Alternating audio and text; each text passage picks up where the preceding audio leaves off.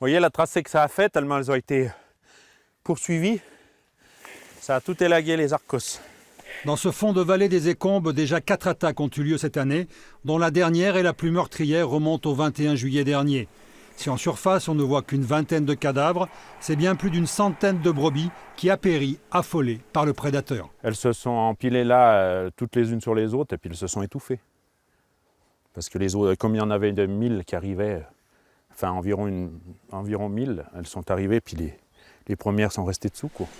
Le troupeau appartient à plusieurs éleveurs de Lozère et du Mont Ventoux. Son berger occupe l'alpage de la Case Blanche depuis 21 ans.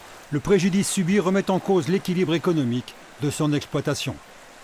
Je ne suis pas pour l'éradication totale, encore une fois. Je pose la question, mais comment est-ce qu'on peut faire pour cohabiter dans de telles conditions? Parce que là, c'est du harcèlement, vous voyez.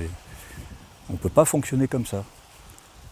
Et je suis tout à fait reconnaissant de toutes les aides qu'on peut nous accorder, mais là, je crois qu'on atteint les limites du système, quoi. Un système qui ne satisfait visiblement personne, et ce n'est pas l'augmentation du nombre de loups pouvant être tués qui va arranger les choses entre syndicats d'éleveurs et associations de protection. C'est pas une satisfaction, nous on n'est pas là pour un nombre de loups tués. Nous, le loup, à la rigueur, s'il serait, il nous embêterait pas, il nous dérangerait pas. Enfin, je veux dire, s'il n'irait pas tuer nos animaux, pourquoi on n'est pas contre le loup?